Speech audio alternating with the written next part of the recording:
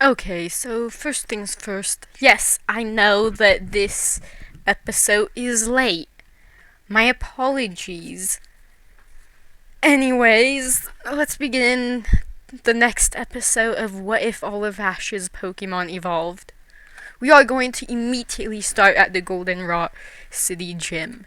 Miltank was able to walk through Ash's team the first time in the anime, but Ash now has Charizard with him still, as again, Charizard hasn't been really noticed by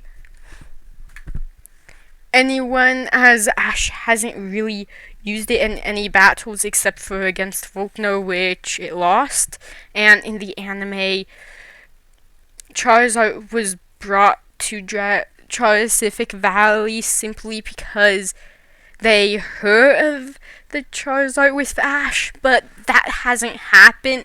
Charizard has not walked through any gyms or anything, so. But that is probably going to change soon. Okay, so Ash is still probably going to get Beedrill and give it to Cassie? Why do I want to say that's her name? Anyways, next we go to the Ghost Gym, and again, this will be easy. Charizard for the win. Then this gym. This gym was absolutely bought by Bayleaf. Ash doesn't have Bayleaf, but he does have Venusaur. Problem solved. And now we get to the World Cup. Ash was able to enter this with Kingler and Totodile, as you need at least 2 water-type Pokemon.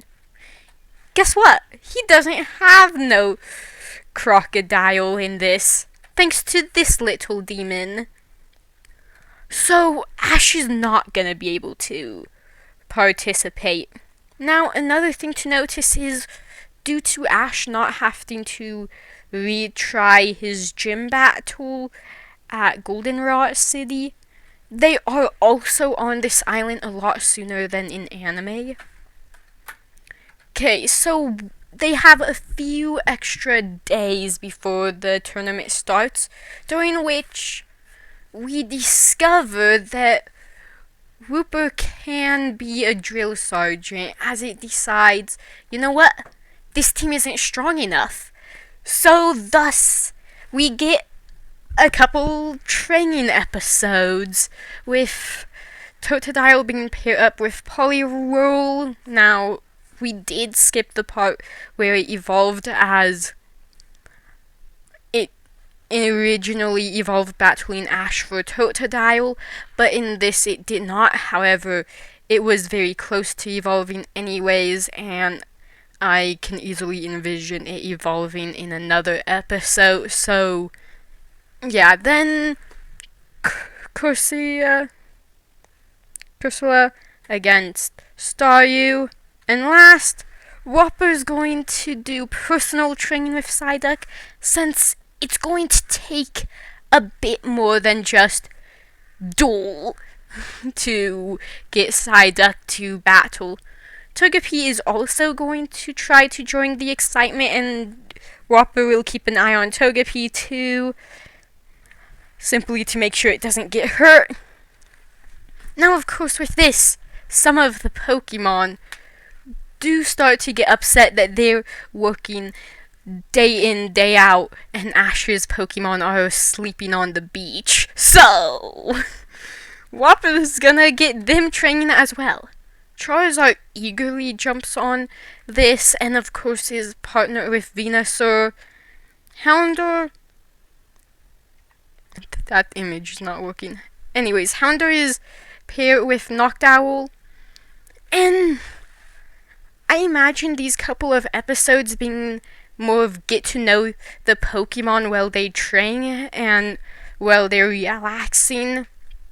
We do learn, because of this, that Houndour is a bit overly aggressive, and it's a bit of a thief, oftentimes stealing other Pokemon's food.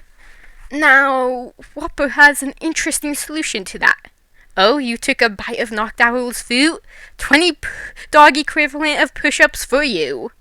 Thus, Houndour ends up too tired and disciplined to continue snacking on other Pokemon's foods.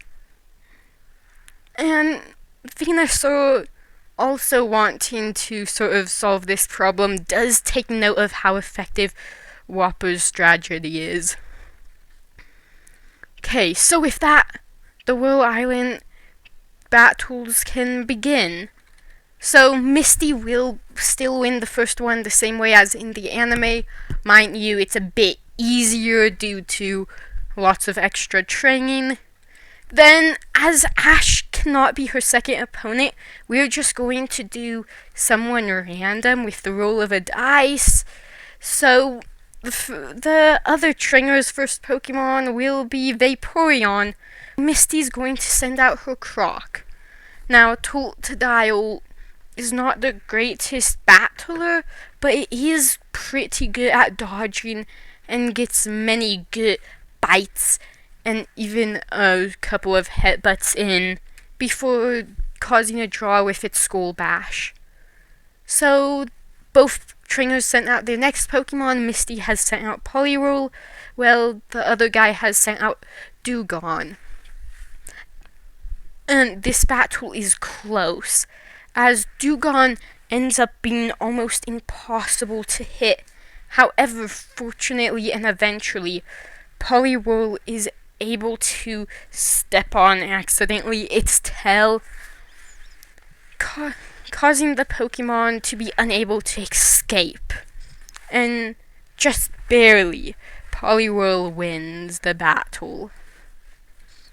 And then we have the battle that Misty lost. In the anime, the first opponent was a Gyarados and she sent out Corsola. But the anime also has a few inconsistencies, and I sort of want to talk about them for a moment. So, the main inconsistency that's bothering me with this is Misty's deathly terrified of Gyaradoses. We learned this in the episode where Misty actually gets Gyarados. Well, a Gyarados of her own. So she's had childhood trauma with Gyaradoses, and yet throughout the series she seems fine when around Gyaradoses, except for one episode in which her trauma is mentioned. That's not gonna work, so we're gonna be inserting her trauma right here, as Misty freezes and is repeatedly asked to send out her Pokemon. By the third time, the referee is getting annoyed and just starts counting down. Upon this, Whopper on its own comes out of its Pokeball, looking up at Misty, and following her frightened ice line to the Gyarados. Thus, the little Pokemon is able to easily guess what's causing Misty her problem. And so, with the referee now seeing that Misty has a Pokemon on, he gives the call to start, and Misty's still frozen with fear, so Wobbuffet decides, you know what, I'm gonna do this myself.